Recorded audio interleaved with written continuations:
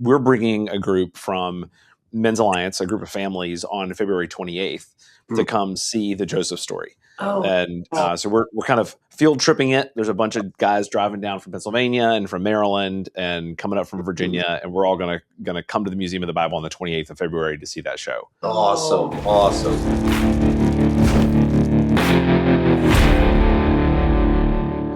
We'll let's do some quick introductions. Noah and Nicole, why don't you guys go first? Okay, very good. My name is Noah Stratton. Privilege of being the president for our organization, the Academy of Arts and Logos Theater. So the Academy of Arts is kind of the parent organization, parent ministry.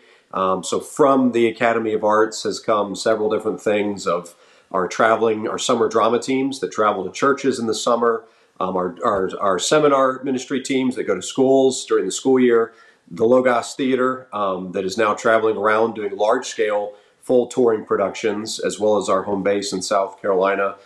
We have a small film program, Venture Films, that's growing. We're in the midst of our first feature film for that. So a lot of different things are kind of in the works. We're very, very grateful. But I got to marry my beautiful wife, Nicole. She is the third of four daughters of Dr. Chavers, who started the organization back in 1971. Nicole, let's take it away. Yeah, so I've been with the ministry obviously my whole life, and just different things, different paths the Lord brought me on, but made me just come back here to the Academy of Arts and be the artistic director now for, I think, the past 18 years, which is hard to believe. So it's just a privilege to be able to not only grow up in the ministry and see it firsthand as it has developed, but then also to just serve alongside Noah and see it go on into the next generation. That's tremendous. I'm Josh Bufford. The guys, many of the guys who are listening to this will know me as Sheepdog. That's my call sign in Men's Alliance. And I'm the director of operations for Men's Alliance.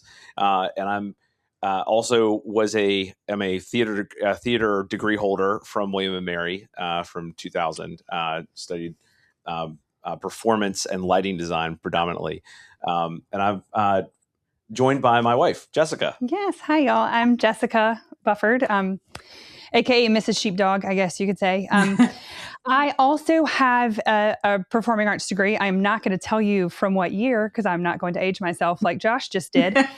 But I was focused more on arts administration and management, but I graduated from the University of North Carolina in Wilmington and also minored in film. So, so we're both a couple of theater kids who ended up in ministry. That's awesome. Yep, that's great.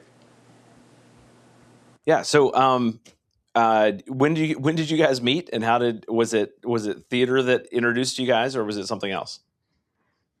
It was kind of theater. I was actually I went to school over at Bob Jones University, and I was in a smaller production, actually with Nicole's younger sister. And her younger sister started telling me all about the Academy of Arts, and I was like, man, this sounds fantastic. I'd been in a couple other things and had actually not really enjoyed it. I felt like it was kind of a waste of time. I felt like there was not really any value to it. It felt like once the clapping stopped, like what was the point of that? Even when the clapping was going on, what's the point of this? So when I found out there was a place that was doing it for the Lord and for ministry and discipleship and evangelism and to make the Bible come alive for people, that really lit my fire. So when her younger sister told me about that, then she actually came over a little bit to help with the performance because there were some things that need a little bit of help, and she came over to help with some things. And that's when I first saw him. We kind of met then briefly, and then we met more and spent more time together through the Academy of Arts. Came over and got involved in the ministry there, got to meet her. So that's how we met through the Academy of Arts. Excellent. Mm-hmm. Nicole, your mom founded this in 1971. Was that affiliated with Bob Jones at the time? No. So my parents started it, 1971, before they had any children. My dad has a really interesting story. He comes from Florida. He was actually discovered as a boy soprano around 9 years old, and was given his own television show. And then another television show, and he was singing and performing live on TV all through his childhood. And but he had a wonderful, godly mother who really told him the whole philosophy of our ministry, which was what you have is a gift from God. You couldn't earn it. You didn't deserve it. You couldn't buy it, couldn't steal it. It's a gift given to you by God as a down payment on your life. And she told him to always use it for the Lord. He had another voice from his father saying, go make a lot of money, become famous, be a star. But he gave his life to the Lord at 16 and became an evangelist actually at 16, started preaching his first evangelistic services at 16. And really was mentored by a man named Jimmy Davis, who was not only a preacher, but he was a opera singer and played the trombone and the trumpet, and just a Renaissance man, and really discipled my father and became like a father figure to him. Long story short, his school closed down. He was taken out of public school, which he was looking forward to doing because they had these big productions and musicals he could be involved in. And right before he was about old enough to do that, his mother pulled him out of the public school movement and put him into a small Christian school. That was tough for him, but it was really of the Lord. And then his school closed down, the church split. It was a pretty horrific situation. And the teachers there saw so much leadership and potential in him. They hadn't been paid for several months because of all the problems in the ministry, but they all pulled their money together and paid for my dad to go to Bob Jones University, and that's why he went there. There was no connection. It was just, they said, it was really one of the only Christian schools out there at the time, and so he went there, and really the Lord provided for his schooling every single year of his being there. He double majored in drama and music, and triple majored, drama, music, and Bible. He went there and said, I want to do a triple major. And they looked at him like, you're insane. You can only do one. He was like, well, I got to do three because the Lord's called me to do all three of these. So he did that. We're actually about to produce his master's project, God Meant It for Good, this Joseph, the story of Joseph, up at MOTV. And he wrote all the orchestral music for that, cinematically scoring it, and then the original script, and all from the Word of God. So it was kind of combining all three of his majors. Ended up getting his master's. So that's why we were founded in South Carolina. And sometimes people think that we're affiliated with Bob Jones because we're in South Carolina, but we aren't. We're friendly to them, just as we've always been through the years, but we are definitely separate ministries. When my parents met, they met at Bob Jones. They got a fun story. They've got 2 books already out on my dad's life and my mom and dad's getting together. It's really interesting, but the Lord laid it on their hearts that what Dad was seeing was people would go to college and then they would just stay in that area. And then there was all this wonderful stuff happening, but people out around the country were not having the Word of God coming to life by using the arts. And he really had a burden to give that to people in churches and schools and other places that didn't have those resources.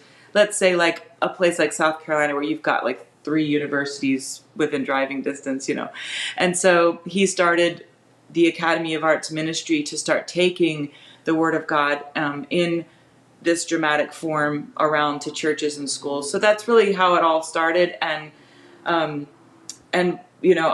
went through our college program. We actually started a college, a conservatory, because we were really finding the need for real hands-on training. And that was one thing that we knew we could offer. So I went through that and then got my master's degree through that.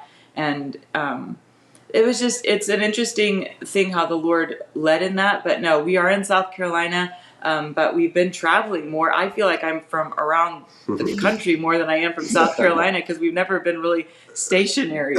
All over the place. Yeah. So it's been a really neat story to see how the Lord started the ministry as a burden on Mom and Dad's heart, sustained it through 55 years now, and it's just been really the Lord's working that's done it. That's incredible. I guess we've got a little bit, I didn't realize this, we've got a little bit of a similar background in that my dad and mom also were at Bob Jones. My dad went there to study Bible I think he was in 67. So I think he was there from 67 to 70 or 71. He would have been there while my dad was there because my dad. It sounds like they may have been classmates. And so I'm calling Dad after this to find out if there's any chance they knew each other. No, he may have seen Joseph, God Meant It for Good, because he premiered it there. In 69. So my father went on to write dramas, one-man dramas, as a part of his career as a pastor because he wanted to tell stories. And one of the first things that I heard one of the first things, my first exposures to theater and to that being utilized was seeing Dad go up and betray Hosea or Daniel and do this. And he would travel. We were living in southwestern Virginia. Is that? Who is Paul your father? Bufford? Okay, I think my dad must have known him because he actually brought me one time. He brought up, I think, a site or something, I think, of your dad, and was talking about the performances and saying, "Oh, we need to have him come to Logos." He was like, "Come look at this. This is really good." It was something. I remember this. This is kind of weird when you're saying this. It was neat. We would travel to little churches in Western North Carolina and in Southwestern Virginia, and Dad would go in and he would do his thing, and my mom would sing, and it was their own little, and he was the senior pastor of a church, but this was a separate outreach thing that he would do and travel around. So that's a neat. Well, it's neat that we got that background. That's really pastors having that burden, because that Dad was a pastor for 15 years, an evangelist, again, like I said, since 16. He never divided the arts from ministry. It is ministry. It's discipleship. It's part of the nature of God. And so there was never a division in his mind or something that fought against each other. Some people are like, "Oh, I can't do these things anymore because I've given my life to the Lord." It's like, what are you talking about? God is the most dramatic, and he is the communicator. He's the Logos. He is, these are parts of him. Right. And so it's neat to see. I'm so glad your dad was a pastor, because that more pastors seeing the need for studying that side of God's nature and his communication is so important. Praise the Lord for that. Awesome. We've probably got some guys who are watching right now who are thinking, all right, this is not a typical conversation that we have on the Men's Alliance podcast. We're usually talking about men's issues and interviewing tribesmen. We've got about 8,000 tribesmen in the country. They're meeting weekly around fires to hold each other accountable and to grow and disciple each other. So this is a little bit of a different topic. However, I want to go ahead and pull this forward so for our listeners, our guys, they can understand the context. I feel like it's not a coincidence that David, the man after God's own heart, was first utilized to soothe sheep and to soothe Saul by playing music. And so performance goes back to the guy who's sitting at the right hand of Jesus in heaven. We will see him there. He was first used for performing and using arts. And I don't think it's a coincidence that Jesus was born to a carpenter, because creating and God is the ultimate creator. So for the guys out there who've got kids, either maybe you're feeling it, or maybe you've got kids who are saying, I want to be in that band, or I want to play this instrument, or I feel a desire to be on stage or to sing, or these are ways that God's revealing himself to us. And I love your description. Is there anything you'd like to add to that? Because we want to speak to fathers about ways that we can grow these talents and grow these God-given skills, but to do them in responsible and God-honoring ways. Yeah, I mean, we can take the rest of the time talking about this. We love. Let's do a 5 Okay, yeah, that's right. How time do we have here? Let me see. Because we spend. I think we actually spend more time talking about the philosophy and the spiritual aspects of this than we do about how do we make the art better and how do we craft. We try to make sure we're good professionals in what we're asked to do. But yes, this is hugely important to any men or women that are watching, but especially men, though. The stereotype is, right, that arts are like for the women, or they're kind of like, no, if I'm a man, I go out to the woods and chop woods and kill a deer and gut it and eat it raw, like me man, whatever. And we seem to push the arts towards like, well, men, we can go be preachers or teachers or politicians or blue collar workers, but that arts, it's kind of this weird box way over in the corner. We don't talk about it too much. We're kind of nervous about it.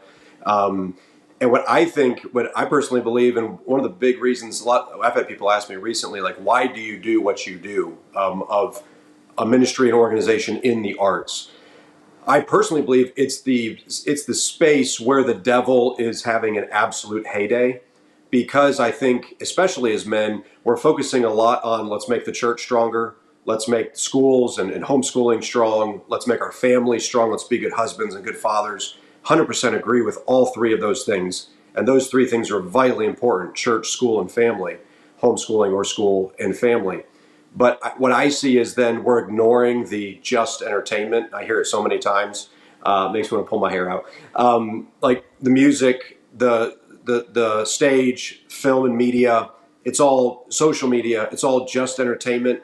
That's what you do in your personal time. Doesn't matter. Do what you want with it. Oh, my kid kind of likes it. Ooh, well, not sure what to do with that. Where do I send him or her, he or her? What do I do with them? I don't know. Well, it's just entertainment. Doesn't really matter. Let's go learn a real life skill, right? So you can actually provide for your family. And then maybe you can play around with that later. And what I see is the devil has taken that and he's using Broadway, Hollywood, the music industry to absolutely undercut the church, the school, homeschool, and family, and absolutely undercut them. And I see a lot of Christian conferences and focus groups and all this stuff about those three units, and almost nothing about the arts. And I think the devil, I feel like, is kind of laughing up his sleeve. Like, sure, you keep putting all your efforts into that. And the statistics are 70% of Christian young people who probably are going to church, who probably have a Christian school or homeschool group, maybe a decent family, 70% of them are walking away from the faith. And I think it's because of entertainment, of the arts. I think that's the devil's coming in and teaching them Disney, follow your heart, right? And I'm not condemning all of Disney. There's some, but that mindset of do what you will. That's back to Genesis 1, right? That's the problem. Right away, God calls it good and evil, and Satan comes in and says, "No, Eve, Adam, you define what's good and evil." And that's what the arts are telling our kids and telling us as all generations. Do what feels good. Do what you think's best. And Broadway and Hollywood and the music industry, they've got a lot of money, so they're producing stuff really professionally, and so that's very shiny and attractive. And so I think a lot of our Christian school kids, and I think then a lot of the parents are ignoring it because, well, either it's bad or sure, go to it. I've heard the other extreme kind of from Christian people of like, as long as you're using your gifts, just go use them. It doesn't matter what the subject matter is. You could be doing all sorts of subject matter, but you're an artist, so just go do your art and God's glorified. And one thing that Dad Shavers would always say was ministry implies content. And if you're going to have ministry, it's got to have some content to it. So that, I would say, for men listening, please, please, please don't ignore this. I'm so grateful for my parents. They gave me a very well-rounded upbringing. I played sports. I love sports to this day. I play as much as I can still. All the sports, anything I can play. Play the sports, sang in choir, helped out in church, was in all the dramas, just tried to be involved in everything. And it really helped me realize that, again, God is a creator of all. And so we need to acknowledge him in all. So I would encourage men, if you have an interest in the arts or your kids have an interest in the arts, please don't push that aside. It's vitally important. I think it's the biggest battleground for our generation. But personally, not to put down anybody else's fight in all the other areas that need to be fought for, but that's why I'm in this fight as a man. Hey, men, is your money reflecting how God wants to use you? Do you have a plan for your money? Are you optimizing your situation on taxes and investments? I want to tell you guys about Tom Doc Love. He's over at the Main Street Group, and he will help sharpen you around money. Now, I personally use Doc and the Main Street Group for my investments. He handles mine. I can tell you from experience, he is phenomenal. I highly recommend him. His retirement investments since July 2023 are up 64% as of today, September 2025, and that includes fees and costs. And the S&P 500 is up only 48% during that same period. So he is got a phenomenal track record at the Main Street Group. The average client pays less than 1% per year, which also includes tax and financial planning fees. By the way, past performance does not guarantee future results. Make sure you mention Men's Alliance when you reach out, and they will invest the first year of fees into Men's Alliance 501c3 nonprofit. That's right. Part of their mission to invest in bringing men closer to Christ, with over 200,000 raised for Men's Alliance so far. So Doc, Nuke, Sherpa, and Rev all are tribesmen at the Main Street Group. They are fee-only fiduciaries, and Tom Doc is the owner. He's a certified financial planner, a Dave Ramsey Smart Vestor Pro. They use Charles Schwab to manage their client assets, and their office is in Innsbruck, Virginia, but they can serve clients throughout the world.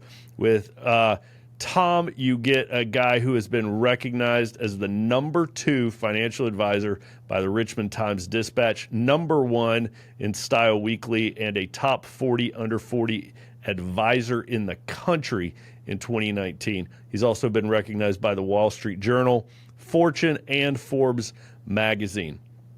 Dave Ramsey and Charles Schwab are separate entities, of course, from the Main Street Group. So check them out if you're looking for any sort of financial advice, planning, investments.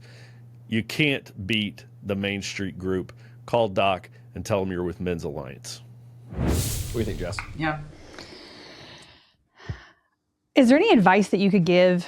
Say, you've got parents out there whose kids are at a young age showing interest in the arts, but you're in a place where we don't have a theater company like you guys or us here in Central Virginia. There are quite a few that we're familiar with. What advice could you give to parents to help them to steer their kids in a direction to find ways to be artistic that is edifying and glorifying to God if they don't have something like you guys in their area? Yeah. Go ahead. Well, It's tough. it's tough. But I will say, on that note, like, I've never thought of it really as the arts. Even growing up, our ministry was called the Academy of Arts, but it was probably more just the focus was a lot more about communication. That everything is communication. It communicates something.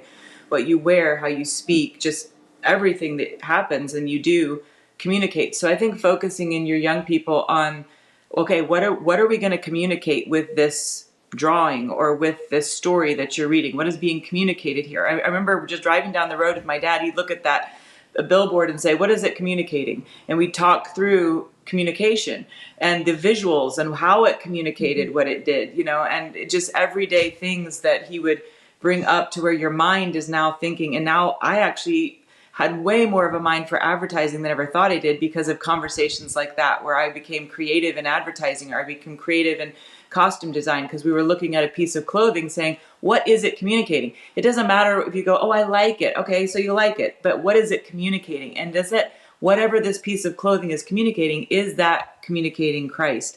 Or what is it, and so now you're looking at the whole world through the lens of the Logos, which is Christ, who is communication. And so it really is now about that rather than, oh, I've fallen in love with theater, or I've fallen in love with this certain band, or I've fallen in love with being a performer. It's like, no, you're falling in love with Christ because he is the ultimate communicator and you're made in his image, made to communicate. Yep. And whether it's like a Stradivarius. You give me a Stradivarius, it'll be horrible, okay? But I've still got that Stradivarius, but I don't know how to play it. But put it in the hands of a master who knows how that instrument works. You're going to hear some of the best music you've ever heard in your life. And each one of us are Stradivariuses. We are made as communicative beings. Everything about us communicates everything that we do. And so what our goal is as parents is to teach our children how to play their instrument, and in every form of life. So they're learning how this instrument of communication works. That's why your mom or dad have said to you, don't speak to me in that tone of voice. Well, I said, yes, ma'am, your words were good, but your tone was disrespectful. And you're learning communication because you are a communicative being, because God is. And so for me, it's a Western stereotype of arts and this whole thing of like men are not artsy. It's a Western stereotype. There was not one disciple around the table when Christ begins to sing at the Last Supper, and they sing all the Psalms. We're talking like the entire Old Testament pretty much in song they can sing, and all the Psalms. Not one of them said, "I'm sorry, I don't know the words, Jesus," or "Singing is for sissies." Not one of those disciples did, and yet they are men's men out there fishing. You've got David, who is killing lions and bears and taking a sling and with precise accuracy killing this giant, and yes, he's the sweet singer of Israel. We've lost something in the Western culture by defining things separate from how God defines them. God did not define men as brute beasts and women as these emotionally fragile beings. He has defined us as image bearers of him. And if we want to be excellent at communication and inspire our young people to not fall in love with the gift, but to fall in love with the giver of the gift, let's quit putting it in these boxes. Let's say, no, you're going to learn who Christ is. And guess what will happen? When you fall in love with him and you begin to want to communicate like him and things about him through this thing that he has given you to emulate him, then you won't care what you're doing. If he says, go do it on the stage and do it for a play, or if he says, go design a costume, or if he says, go onto the mission field and tell stories to these young people, or preach, get behind the pulpit and preach, or whatever it is, you view it as equally important and equally communication, and your kids are now in love with the giver of this rather than the gift itself. I absolutely love that phrase, right? Don't fall in love with the gift. Use your gift to fall in love with the giver of the gift. That's so good. I need to write that down. Somebody write that down for me right now. That was so great. That was so great. Thank you. And one practical thing, I guess I would just add on what she was already saying. I think like parents, like, okay, let your child maybe go take some of those drawing lessons, art lessons, maybe let them go into that co-op or whatever, where they're doing the stage production or some film classes.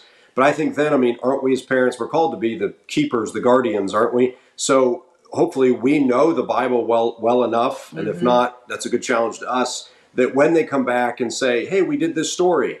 Oh, okay, like, so they can maybe be learning some of the practical skills of how to paint, how to draw, how to play the instrument, act on stage. But when they are sharing stories, yeah, there might be times you have to pull them out. I mean, especially performing arts, it just seems like that's just rank with all sorts of awful things. But hopefully they can still be involved in some of those things, and parents, we can use those as teaching opportunities. Yes, ask questions. We've actually talked about this with our son about maybe we should put him in some areas where he has to get tested a little more, and it's not all going to be a Christian surrounding, so that he has to start even more thinking for himself, and that when he comes back from a situation, not put him in a dangerous situation, but a situation where he'll be stretched, and hopefully we as parents can then guide them through the spiritual aspects of it. We might have all the answers about the drawing and the painting and the stage and the film stuff, but they can learn those practical skills while we can keep guiding the mental and the spiritual development of the practical skill. So you kind of touched on it a little bit about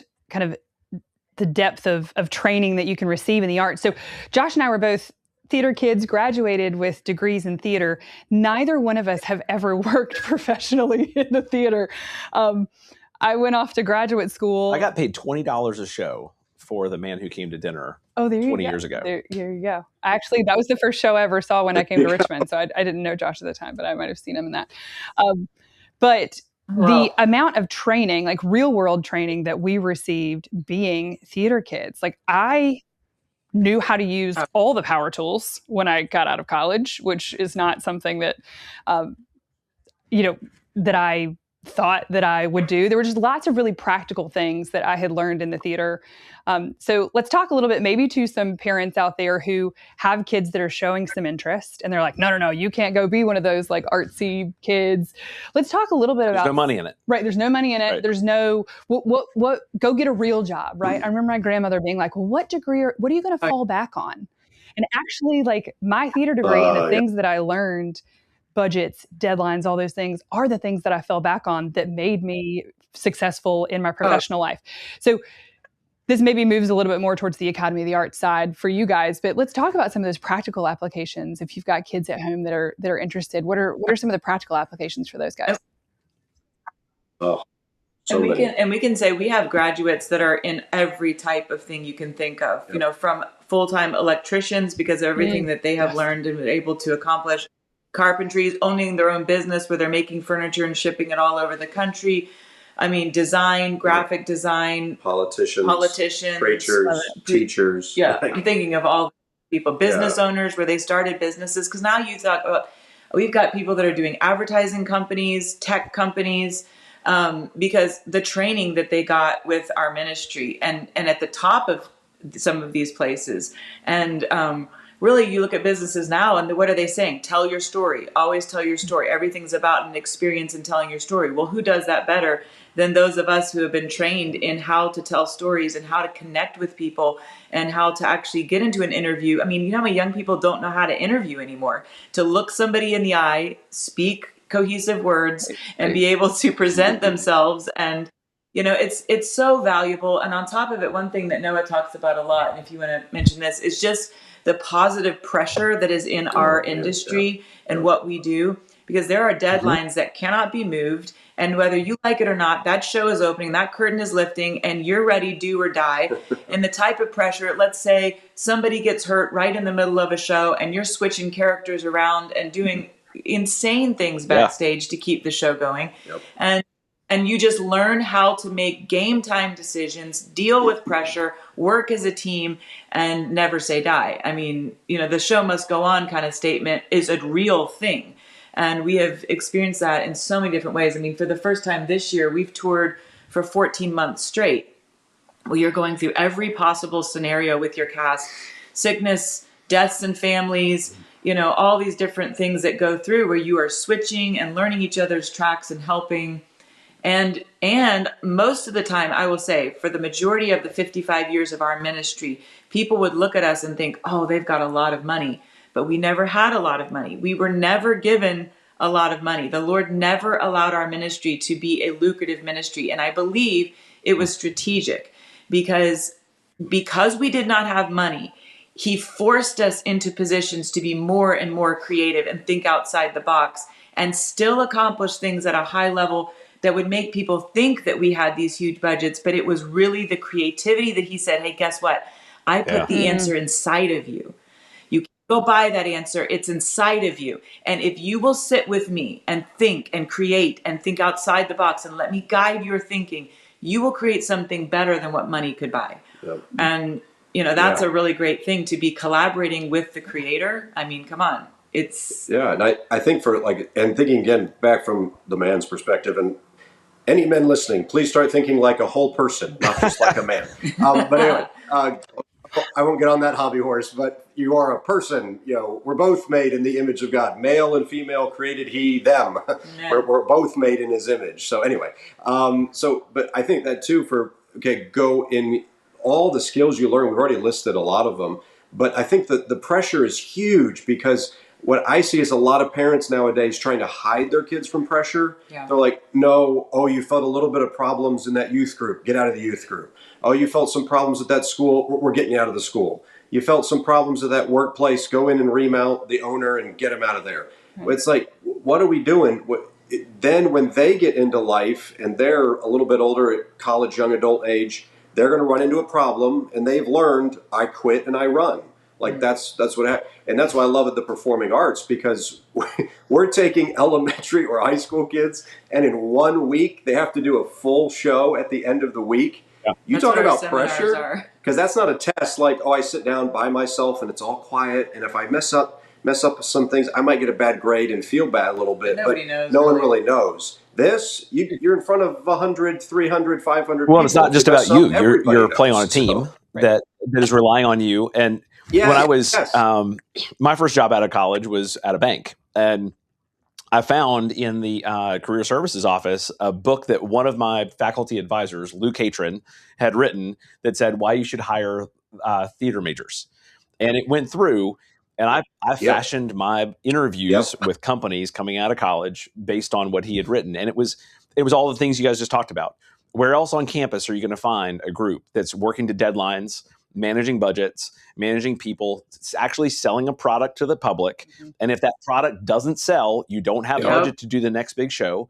And so we're making choices that we think are Yep. publicly viable and attractive to the audience that we have here in town, and are having to think on their feet.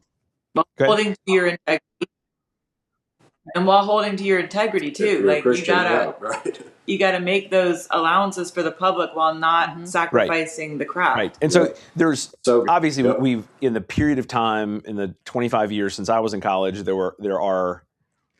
we have seen theater companies become a little more they're doing things more for themselves. And unfortunately, we look at theater companies and they will once in a while they'll throw a bone. They'll do a big Broadway show to refill the coffers so that then they can go tell the self-indulgent stories that they want to tell. But that's Yep. not the intent, and that's not when it's working best. That's right. Yep. And really that's it's been amazing to see for us. That was one of the strategic decisions of doing Narnia for the very first time, was because we did not have money for advertising like we needed. And we did not want to get off mission and just start pulling some show that was popular just to try to get attention and money. But we thought, I had said I'd never direct the Narnia series. I did not want to touch them with the 10-foot pole because I said, they're too beloved and I love them. Absolutely. My parents, my dad read them to us when we were little. My imagination, no way the stage can compete with our imagination.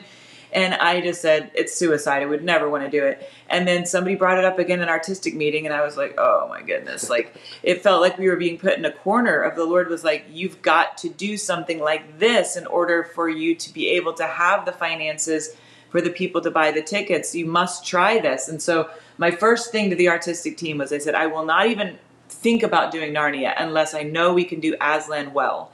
If we can't do Aslan well, let's not touch it, because these books are too symbolic and we don't want to do them, a disservice.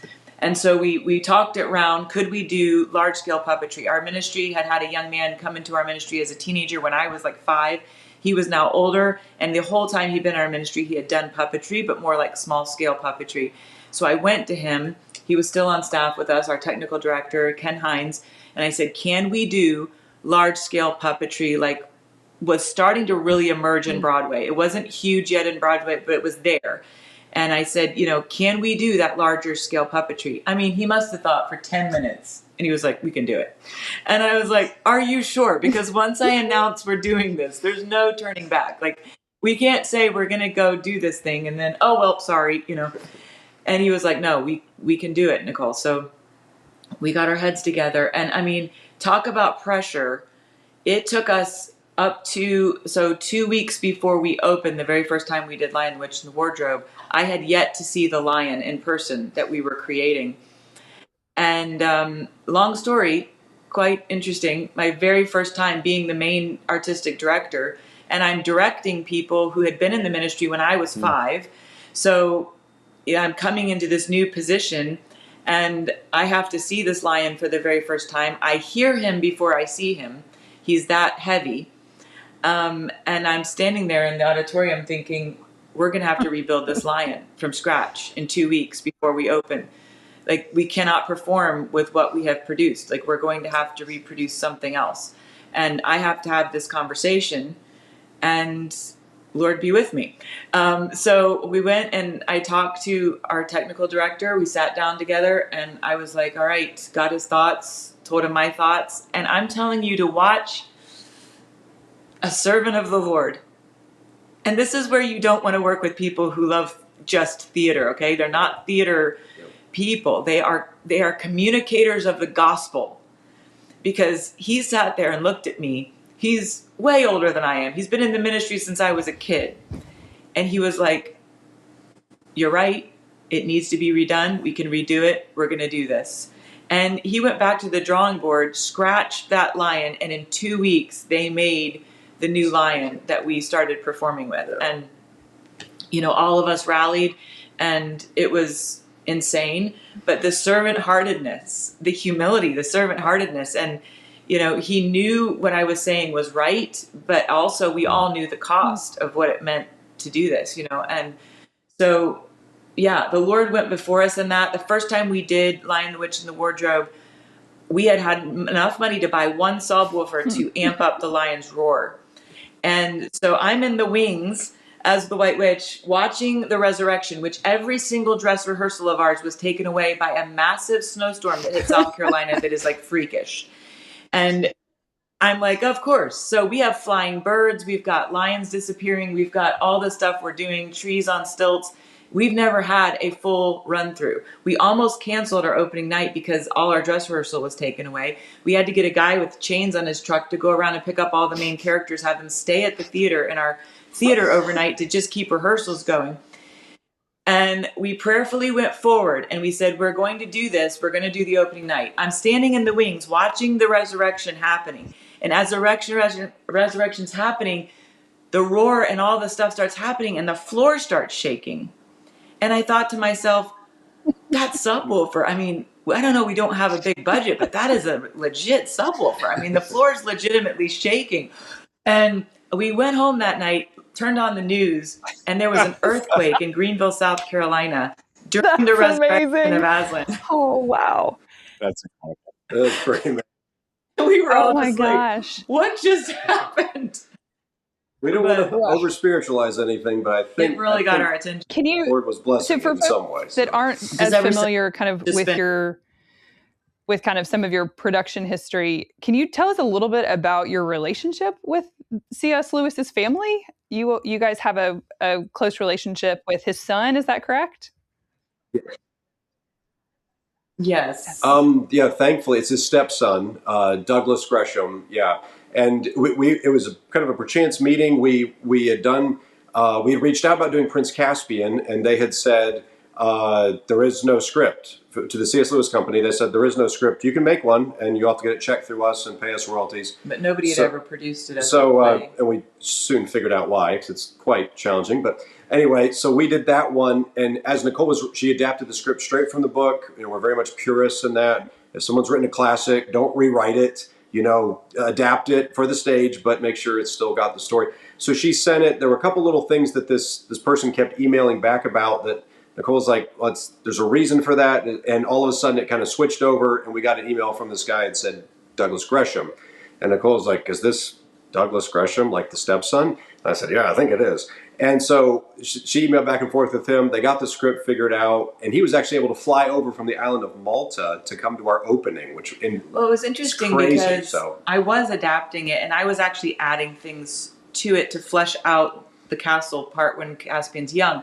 And she told me I couldn't do that. And so I decided to write her back my reasons why the adaptation would need it. And instead of just taking the no, I thought, well, maybe I can just explain myself. That's when Gresham stepped in and he was like, I actually love what you're doing with the adaptation. He said, but this is how you can get around the gatekeeper. Don't name these people. You've got to, call them Telmarines instead of putting a name to them, because you really can't name people that weren't in the book. And so it was a really great collaboration. And he kept dropping these like little statements where he'd be like, well, I'm very excited to see how you do that water, the water effect that you're talking about in this script. And he'd say these different things. And I said to Noah one night, I'm like, I think he wants to come, but I'm afraid to ask him. Like, I don't want to be presumptuous and be like, hey, come to our show. And Noah's like, well, all you can do is say no. So I said, well, this is a world premiere. So Mr. Gresham, would you be interested in coming to the world premiere? And he said, but I was hoping you'd ask. I've never missed a world premiere. And so I was like, okay. But then the pressure really mounted because now he's coming. And he wanted to come in to all of our rehearsals, which really terrified me because I was still figuring out how I was going to do some of those water effects and the water god and different things. And I was praying that maybe he would forget about wanting to come into rehearsal. And he did. He started to get tired and wanted to go back to the hotel. And he said, it seems like you've got everything under control. I'll go back to the hotel. I'm like, oh, yes, fine. Rest. Please rest. But then he came to the opening weekend. He did a whole week of promotions for us. He went on television, radio, did some podcasts, did master's classes for us. And it was so cool because he had some amazing things to say, very kind. And then he came back a second time when we did Horse Nose Boy, which again, just more pressure. The book is dedicated to him by C.S. Lewis. So he remembers Lewis walking down the steps and showing him the manuscript that had him and his brother's name on the manuscript. I'm like, I hope he likes the adaptation of his book. But he became a real friend, and I think that was. I can brag on her. She doesn't want to say about herself, but he said if he would have had her scripts of Prince Caspian, he would have wanted to hopefully use those in the movie that they did a number of years ago for the Walden He was films. very kind. Anyway, that does not mean right. So he just was very kind. So he's been a great friend. Sadly, his health is really declining, so we don't have a lot of communication with him anymore. But yeah, we're thankfully have a good relationship with the C.S. Lewis Company. Yeah, and his family wanted to come over when we first premiered something at Museum of the Bible, but his sickness had already started to make that difficult to do. Anyway, so tell us. Let's jump to your next adaptation. Then I want to hear about. We're bringing a group. Jessica and I first saw with our two kids.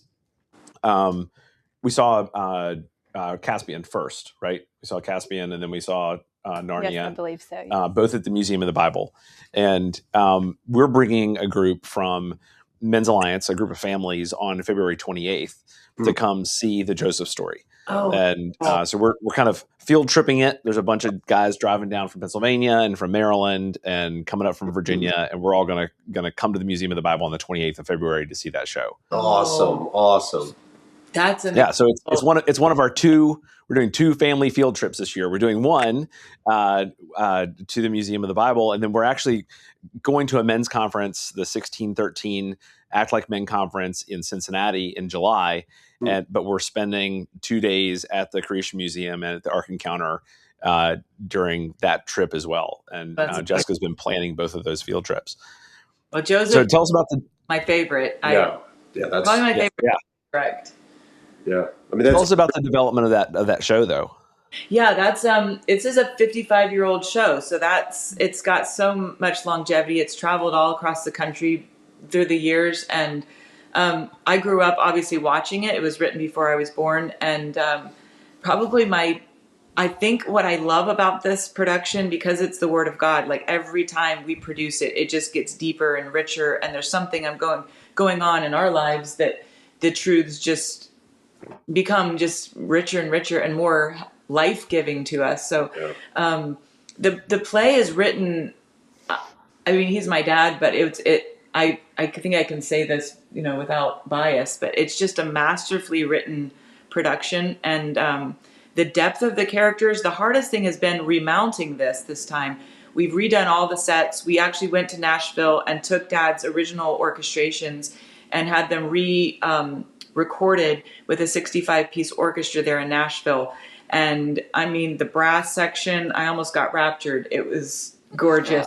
But just to make sure that it's the best we can produce, we're making all the costumes from scratch. And then the hardest part about this, though, has been finding men who can act, who want to come and do this, can leave their homes or leave their work and do this for 3 months of their life, or it's just been a dynamic to find, because this is not something that you can really just bring a certain age of men. They have to be seasoned men, and the men of the brothers of Joseph, and then there's so many different characters in the Egyptian side of it as well.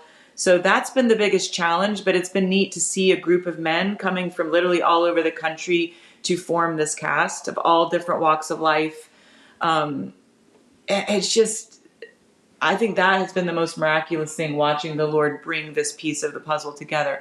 And it's a group of people who have never worked together to do this play, and we are going to pull it together. And I think it's going to be just a wonderful experience, not only for the audiences, but for the cast themselves, to be able to work together. Of course, some of our staff men, Noah, that's why he is bearded. He will be in the production. That's why he has his long locks right now. But all of the Academy guys are all so much hair right now. But everybody constantly thinks we're in a midlife crisis. It is what it is. But you look like all of our guys. I was going to say you fit in with this group for sure. Good. Great. I'm glad. And I think for me with this play, what I'm excited for people to see is the absolute grit of this play. It does not pull any punches. This is not a kind of a nice little telling of the Happy Joseph story. This is like family dynamic of absolute division and hatred. And these men, I mean, they're called the Brothers of blood. Brothers of blood, Simeon and Levi, who kill an entire city of men. I mean, because of what happened to their sister. These are not these nice little shepherds. These guys are rough and they are serious, and there is a real division and bitterness to the point of they be willing to kill Joseph. And so the play is very intense, emotionally, physically. It's going to be very demanding for the cast, but I think they're going to just love it. And I'm excited to see it come to life. And for men, again, to see it takes real men to do parts like this. This is not something that there's no jazz hands involved with this Joseph taking. This takes some real manly, gutsy men to get up there and bring this level of physicality, but also emotional depth and vulnerability to show the arc of these brothers who go through feeling like they are being judged by God for what they believe is the death of their brother. They believe that they sold him into slavery and that he could not have survived, that he is dead. And now everything that's happening to them in Egypt is a judgment on them for the taking of the posterity of their brother Joseph. And it is, a prison scene, in this scene when they're in the prison, probably some of my favorite acting I have ever seen that men do is in some of these scenes. So I'm a little giddy about doing it. I can't lie. It's probably my favorite play to sink my teeth into. And so, yeah, I hope people come. I hope the church rises up and really shows up for MOTB. It's their first biblical epic. So thank you for bringing a group and helping us spread the word, because unfortunately people, like you said, they have to have this conversation of there's a risk. It's sad to say, but there's a risk in doing biblical drama. Can you sell the tickets? Mm-hmm. Is it going to make the money back? And it's sad that we're still in that place, but we're fighting against that. And MOTB is taking a real step of faith and vision to bring something like this to their stage. So it's incredible watching what they're doing in leadership. When you end up with the idea of, and I think a lot of credit to Angel Studios, because you've had, it's a Christian movie, right, as a dynamic for a really long time. And we're going through a conversation. We're having a conversation on Friday night with all of our tribesmen, with everybody on a live stream. We're having a big party. And one of the things we're talking about is that part of our mission for 2026 is that everyone becomes a better leader and a better disciple. And we went and saw Mac Lake down in South Carolina. He's got a place where he does some coaching. And one of the things that he said, and that I just can't get out of my head, is that we've got the greatest book, we've got the greatest mission, and we serve the greatest founder. So there's no excuse for us not to have the greatest product, the greatest leaders, the greatest performers. Right. All the stuff is there. So we just need to grasp we have access to the greatest. We have access to the creator. Right. How are we not the best at this? Exactly right. Very good. Yep. So we've talked about you guys being at the Museum of the Bible. You also are staging a production at the Ark, or just finished doing that. You're in Missouri. You're in South Carolina. Like, where are you? Our guys, because we've got guys all over the country that are going to be listening to this, and so if they can't make it to the Museum of the Bible with us at the end of February, and they want to come out and support you guys, how can they do that? Yeah, that's great. Right now, we're sitting and we have one more week performing here at the Ark. We're performing The Lion, the Witch, and the Wardrobe. So yes, we have one more week here. And then, yes, we jump around with several different locations. So if they follow us, they'd love to have them look up the Academy of Arts or look up the Logos Theater. Either one will take them to our sites, and we have everything listed there about our events and where coming to a town near you, hopefully, where they can come and see us. That's kind of purposeful, according to what you were saying, of people get a degree in this, and then how do they do it for a living? How can they actually do this full time? And that's where that's where the first idea of that really took off. We were in a conversation and saying that same thing of we're raising up the next generation of Christian communicators, but where do they go? If these other places that have these facilities don't start bringing large scale productions, they won't have this to do with the rest of their life. So Museum of the Bible stepped up and started bringing shows, the Ark, Branson now, and these are places where creatives, people that can actually go and do this with their life, they can be hired. And that's why we've stopped the college that we've been doing for the last 18 years, and we've actually turned more into what's called the commission. And it's just, we're training people now, but not to give them a degree, but to really train them, to place them in these performance settings to do this for their life. And we're looking for people who want to do this and, be able to be put out there performing. Maybe they perform for a year and they go, wow, that's not actually for me. They'd be surprised at how hard work and crazy life it is. But there's going to be others who that's really their ministry. That's the rest of their ministry life. And they're able to support their families and live doing that type of ministry. So that's why the touring has been built up. That's why we've been focusing on building that. Because like you've said, the need has been, so parents don't say to their kids, go get a real job. You can't support yourself doing this. We're on a mission to change that and to give them more opportunities to do this with their lives. That's great. I should mention you when we first, I think the first time we saw you, I guess it was probably a video before one of the shows, and you said that we're on a mission to reclaim the arts for Christ, and I got a jolt in that moment, and we talked about it after the show about that statement and how clear that is, and I love the clarity of making that statement, because we all immediately understand. Oh yeah. The arts are largely lost, and they were designed by God and here for us. And so reclaiming those, I love hearing you say that. Mm-hmm. Makes me excited. That's exciting. I appreciate it, because I think it's what, not to jump back into the whole big discussion we had earlier, but that thought of we get to uniquely imitate God. In anything that's right, the devil can do really nothing wrong. It can really not make up anything new for us to have problems with. He just takes good things and twists them. Mm-hmm. So if we are doing what he's asked us to do and doing it in the proper way with the proper content, it's going to glorify God. And so I think of how important that is to reclaim that for him. It's huge, right? We're literally depicting creativity, which is, he's the ultimate creator. So it needs to get back in the Lord's hands more fully. Yeah. And I want to give some credit.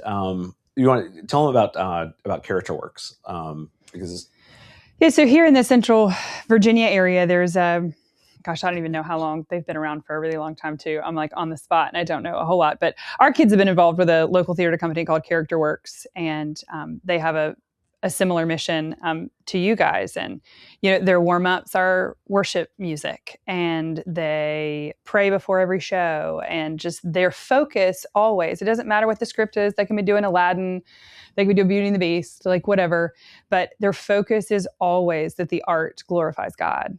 And it's really simple. They're doing what lots of people, they're doing secular plays, but just instilling in the kids that the focus is always that our art is for the glory of God. And so, we've got a few of those, or a few kind of Christian theater companies in Central Virginia, but Character Works is one that our family has been involved with. And so shout out to those guys. They're doing a great job. They're doing a great job, and they're holding the line. One of the things and there's a bunch of tribesmen, Bonsai, Big Panda, Boost, their kids have all been involved. But Character Works is holding the line, and they've taken a lot of attacks because they have been unwilling to waver on social issues with their mission statements and being outspoken about protecting sanctity venues of life, having problems with their statement of faith. They've been thrown out of venues like that, yeah. But they're really doing a fantastic job. And when you walk in, you look and you think, wow, the production value out of a bunch of 14-year-olds is outrageous. It's so incredibly good and inspiring and exciting. So if you're in the Central Virginia area, Character Works is a safe place to send your kids to go be taught, for them to go perform. It's a great place to take your family and support them, because that's a ministry that's very important. And if you're in other areas, keep looking for opportunities like that so we can support these organizations. Yeah, or wherever you are in the country, put it in the comments. Right? Yeah, that's right. Hit the subscribe button, put it in the comments. My kids are going to think that's hilarious. And if you're around the country and you don't have something like that, back to your question, that's one of the reasons why we've kept our seminar ministry, where we actually bring the play to them and to their area. We have teams that travel year round, and in 1 week they come in and they produce a full-scale production. They've been traveling with a production this year called The Venture of 1620, the true story of the Pilgrims. And so they've been doing that for the celebration of the 250th. And we'll come in with all the sets, all the lighting, the makeup, the costumes. The kids get makeup classes, costume classes, set classes. And in 1 week, they produce a full-scale production with them. So it is an option. Like, it's so hard when they're in a place where they don't have something that's established. And so you can have a seminar where we'll bring a team to you. They preach in chapel every single day, give devotionals to the kids, and it's a great resource. Oh, that's great. So there is seminar. hope. What is that called? So if they're looking at academyofarts.org. Look for the Dramatic Word Seminars, and that's what that is. And they basically, they can just book a week, and we'll come and bring everything. So, the kids get a chance to, some kids are just like, they love the stage lighting, and they're putting up the light trees, and they're learning how to run the lights, and behind the scenes stuff, as well as the acting. And then the whole thing too, it's neat to see that the holisticness of it, the Venture of 1620, again, is a true story of the Pilgrims, and the kids to go like, wow, the Pilgrims aren't boring. They're actually really cool. And they were very brave, and they are very dramatic, and they look at history a different way. So that's great. Well, is there anything else you want our audience to know? Anything else you'd like to shout about? Come see Joseph. Yes. Come see it in MOTB, and we're so excited for all that you're doing. And yeah, thank you for what you're doing. That's huge. Just be speaking out into the needs and issues, especially for men, but for all of us. And so thank you very much for doing that. But yeah, please, I would echo what she said. Please go check out our website. We have a lot of resources there for people to use themselves, or for a team of ours to come. And please come see us for Joseph. Sounds like it's already a group coming, so maybe a few more can add on and join and come see it, because I know it'll be a blessing. The Word of God, so we know it doesn't return void. So we're thankful for that. But yeah, please come see us if you can. Absolutely. We certainly will. It's been a pleasure. Thank you guys. Yeah, thank you guys so much for taking the time. Thank you. So we appreciate it fun. very much. Thank you. Have a great day.